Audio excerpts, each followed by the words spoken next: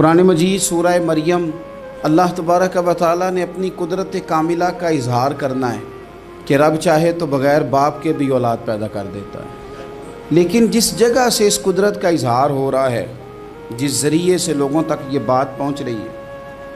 اس کے بارے میں لوگ کیا خیال بنائیں گے، کیا ذہن بنائیں گے، یہ بھی ایک پوری داستان ہے۔ حضرت مریم رضی اللہ تعالی عنہا کو اللہ تبارک و تعالیٰ نے بغیر باپ کے جناب عیسیٰ علیہ السلام عطا فرما دیے۔ اب اس بات کو جب لوگوں کے سامنے پیش کیا جائے گا، لوگ کیا رائے دیں گے، یہ بھی تو ایک مشکل کام ہے نا۔ وہ خاتون، وہ پاک باز عورت جس نے اپنی زندگی کے سارے اوقات ہی اللہ کے گھر مسجد میں گزارے، جس کی ماں پاک ہے، باپ پاک ہے، خاندان پاک ہے،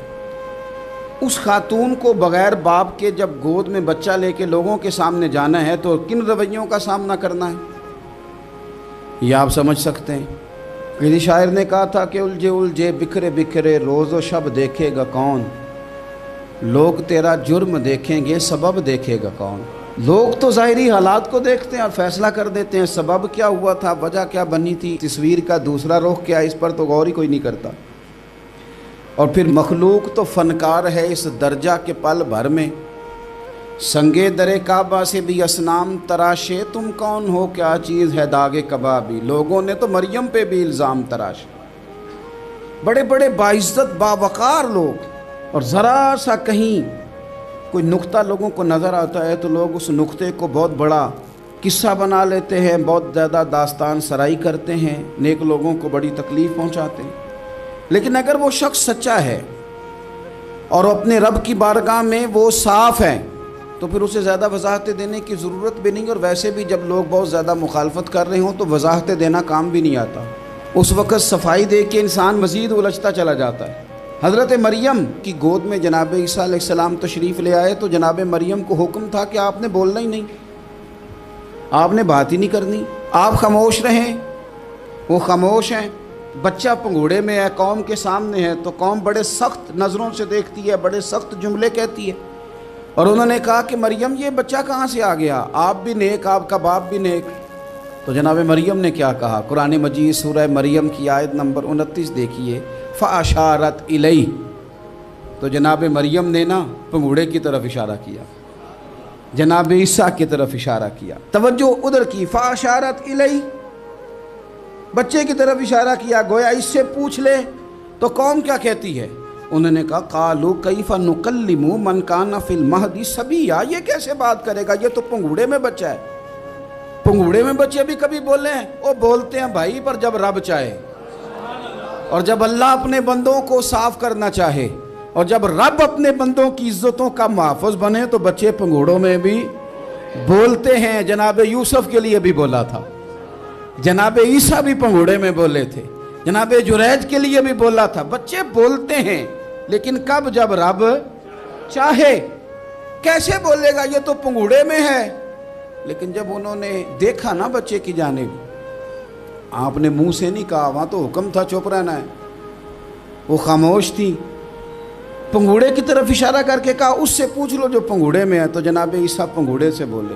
اور سیدھے ہاتھ کے اشارے کر کر کے بولے، کیا کہتے ہیں، فرمانے لگے قال انی عبد اللہ۔ عیسائیوں نے کل کلاں کو کہنا تھا نا وہ اللہ کے بیٹے ہیں، تو انہیں بات ہی یہاں سے شروع کی، کہنے لگے لوگوں سنو میں اللہ کا بندہ ہوں۔ بات شروع یہاں سے کی، جو کل بات ہونی تھی آج اس کا اظہار کیا، کہنے لگے انی عبد اللہ، میں اللہ کا بندہ ہوں، آتانی الکتاب، مجھے کتاب دی گئی ہے، وجعلنی نبیّا، اور رب نے مجھے نبی بنا کے بھیجا ہے۔ 10 منٹ پہلے جناب مریم کے بارے میں رائے لوگوں کی اور تھی، اور 10 منٹ کے بعد اور تھی، 5 منٹ پہلے باتیں اور تھیں اور 5 منٹ کے بعد باتیں اور تھیں۔ جب رب بندوبست کر دے، جب اللہ اہتمام کر دے، میرے بھائی ضروری تو نہیں کہ ہم پریشان ہی رہیں کہ یار یہ کام میں نے کیا نہیں، میرے کھاتے ڈال دیا گیا، یار اس جرم کا میں مجرم ہی نہیں اور میرے منہ پہ سیاہی ملنے کی کوشش کی جا رہی، یہ میرا کھاتا ہی نہیں اور لوگ مجھے تکلیف دے رہے ہیں۔ ضروری نہیں کہ آپ ہی وضاحت کریں، میرا رب بھی بندوبست فرما دیا کرتا ہے۔ اور جو اہتمام اللہ کرتا ہے نا، جو بندوبست رب کرتا ہے آزمائش آ جاتی ہے، بڑے بڑوں پہ آ جاتی ہے، لیکن بعض اوقات بڑی تکلیف ہوتی ہے جب اس بندے کو لوگ کٹہرے میں کھڑا کر دیں جس کا جرم ہی کوئی نہیں، اس شخص سے لوگ سوال جواب شروع کر دیں جس بیچارے کے خیال میں بھی وہ بات نہیں، پھر وہاں وضاحتیں دینا، نہ کردہ گناہوں کی وضاحتیں دینا، یہ بڑا بوجھ بنتا ہے، بڑی تکلیف ہوتی، اور لوگ کرتے ہیں یہ کام۔ پھر اللہ تعالیٰ جب بندوبست فرمائے، صحیح بخاری میں حضرت جریج کا ذکر فرمایا، جریج نفل پڑھ رہے تھے، ماں نے آواز دی، وہ آ نہیں سکے، نماز میں تھے، ماں ناراض ہو گئی، اس نے ہاتھ اٹھا کے کہا اللہ یہ اتنی دیر تک مرے نہ جب تک کسی بری عورت کا منہ نہ دیکھ لے۔ کسی اور کی دعا کے لیے سند نہیں ہے کہ وہ تیرے حق میں ضرور قبول ہوگی، لیکن ماں باپ کی دعا کے لیے میرے نبی پاک نے سند بیان کی ہے۔ سید عالم صلی اللہ علیہ وسلم فرماتے ہیں جب بھی ماں باپ اولاد کے لیے ہاتھ اٹھاتے ہیں رب ضرور قبولیت کا شرف عطا کرتا ہے۔ تو جہاں سند موجود ہے نا، کچھ افتتاح ابا جی سے بھی کرا لینے چاہیے، کچھ کام شروع کرنے سے پہلے صرف اماں سے ہی دعا کرا لینی چاہیے، یہ والا افتتاح بھی بڑے کام کا ہے کیونکہ یہاں سند بیان کر دیا میرے نبی کریم۔ تو جناب جریج کی ماں ناراض ہو گئی، کہنے لگی اللہ اس نے میری بات نہیں سنی، اب تھے تو وہ نیک، لیکن رب کریم کی حکمت کا تقاضا ہے، ماں کی دعا کو بھی قبول کرنا تھا، اللہ نے آزمائش میں مبتلا کر دیا۔ والدہ تو چلی گئیں، وہ ایک خیمے میں، ایک کٹیا میں، ایک جھونپڑی میں عبادت کرتے تھے، اللہ کو یاد کرتے تھے، رب رب کرتے تھے، اور لوگ ان کی بڑی تعریف بھی کرتے تھے، لوگ ان کے ارادت مند بھی تھے، عقیدت مند بھی تھے، اہل محبت بھی تھے۔ ایک عورت آ گئی، بس وہ اللہ کی حکمت پوری ہونی تھی، اس نے آ کے پہلے تو انہیں اپنی طرف مائل کرنا چاہا، جب نہ مائل ہوئے تو الزام لگا دیا۔ یہ ہمارے دور کا تقاضا ہے، لوگ پہلے آپ کو اپنے حق میں قائل کرتے ہیں، اپنی فرما برداری میں لانا چاہتے ہیں، اگر آپ نہیں آتے تو پھر وہ آپ کو مجرم قرار دے دیتے ہیں، یا میرے ساتھ چل ورنہ پھر میں تیرے خلاف پراپوگنڈا کروں گا۔ دو ہی باتیں، پہلے اس نے قائل کیا، جب جناب جنید قائل نہ ہوئے تو اس نے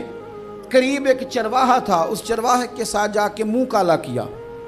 مقررہ وقت پہ بچہ پیدا ہو گیا۔ لوگوں نے کہا کس کا ہے؟ کہنے لگی اس خانقاہ میں، اس حجرے میں عبادت کرنے والے کا ہے۔ اگر کسی دیندار پر ذرا سا بھی الزام لگ جائے تو آپ یقین کریں کہ بڑے بڑے خوفناک لوگ بھی نیک ہو جاتے ہیں، جن کا اپنا سارا ماضی کالا سیاہ ہو وہ بھی اجالوں کے راہبر بن جاتے ہیں، جن کی اپنی زبانیں ساری زندگی آلودہ رہی ہوں وہ بھی بڑے بڑے اعلیٰ سچ بولنے لگتے ہیں۔ اعلیٰ کچے میرے مکان کی دیوار کیا گری، لوگوں نے تو میرے صحن میں رستے ہی بنا لیے۔ بڑے لوگ آ جاتے ہیں، پھر بڑا کچھ کرتے ہیں اور بڑے بڑے خوفناک جملے کستے ہیں، بس کو نقطہ جو ہاتھ آ گیا، ایسا جیسے گرنے کا انتظار کر رہے تھے۔ اب جناب لوگ اٹھے، احتجاج شروع ہو گیا، شور پڑ گیا، یہ بابا بڑا نیک بنتا تھا، نفل پڑھتا تھا، عبادتیں کرتا تھا، دیکھو اس کا حال کیا ہے کہ اس نے ناجائز بچہ پیدا کیا۔ بغیر تحقیق کے میں کہہ چکا ہوں کہ الجھے الجھے بکھرے بکھرے روز و شب دیکھے گا کون، لوگ تیرا جرم دیکھیں گے سبب دیکھے گا کون، لوگ تیرا جرم دیکھیں گے سبب کوئی غور نہیں کرتا کہ وجہ کیا تھی۔ او بھائی کچھ تو مجبوریاں رہی ہوں گی، یوں ہی کوئی بے وفا نہیں ہوتا۔ الزام لگا دیا، شور ہوا، احتجاج ہوا، دنیا اکٹھی ہوئی، ان کا انہوں نے حجرہ گرا دیا، مارا بھی، پیٹا بھی، ایک نیک آدمی کو بدنام بھی کیا، برا بھلا بھی کہا، گالیاں بھی دی، جو کر سکتے تھے کیا۔ اب جب سزا دینے لگے نا تو جناب جریج کہنے لگے تھوڑی سی اجازت دیتے ہو، مار تو تم نے دینا ہی ہے۔ کہا جناب ٹھیک ہے دیتے ہیں۔ انہوں نے کہا صرف 2 نفل پڑھنے ہیں۔ اب وہ نفل پڑھ رہے تھے تو لوگ اس وقت بھی کہہ رہے تھے فراڈ ہی کر رہا ہے، دھوکہ ہی دے رہا ہے، چونکہ ذہن بن گیا نا، بدگمانی آ گئی۔ انہوں نے 2 نفل پڑھ کے ہاتھ اٹھائے، کہا اللہ جانا تو میں نے ہے، پر اس رسوائی کے ساتھ جنازے تک نہیں خراب ہو جاتے، قبریں تک نہیں لوگ بدنام کر دیتے، کہ اللہ جانا تو ہے پھر اس رسوائی کے ساتھ، تو میری مدد فرما، اب تو میرا کیس تیری ہی عدالت میں ہے، تو رحمت کا دروازہ کھول۔ ہاتھ اٹھائے، دعا مانگی، نفل پڑھے، پورے مجمع پہ نظر دوڑائی، کوئی نہیں تھا سپورٹ کرنے والا۔ کل تک جو کہتے تھے نا تیرے لیے جیئیں گے، تیرے لیے مریں گے، ساری عمر ہی آٹا گدہ ہے، لکھاں کیتے نہیں پیڑے، اب وقت آیا ہی تے محمد بخشا کوئی نہیں ہو بیٹھا نیڑے، ایک بندہ بھی نہیں تھا، ووٹر سپورٹر ساتھ دینے والا کوئی نہیں تھا. تو جناب جنید بچے کی طرف اشارہ کر کے کہنے لگے کوئی نہیں بول رہا، تو ہی بول کے بتا دے تیرا باپ کون ہے، تو ہی بول کے بتا دے کون ہے. اللہ اکبر. میرا رب جب چاہے تو بچے بولتے ہیں، رب چاہے تو گونگے بولتے ہیں، رب جب چاہے تو پھر پتھر بھی بولتے ہیں. جب کہا نا تو ہی بتا تو بچہ بولا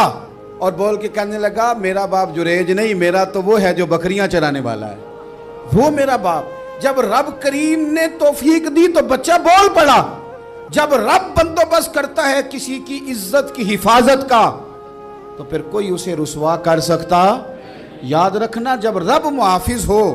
تو پھر لوگوں کا پراپوگنڈا وہاں کچھ کر سکتا. لوگ کئی دفعہ بڑا گہرا جال بنتے ہیں، سازش کا رنگ بڑا گہرا ہوتا ہے، عام سادے آدمی اس کو سمجھ نہیں پاتے، اس پراپوگنڈے کا حصہ ہو جاتے ہیں، انہیں پتہ ہی نہیں چلتا یہ بات دراصل کیا کی جا رہی ہے. یہ کتنی گہری حسد کی آگ ہے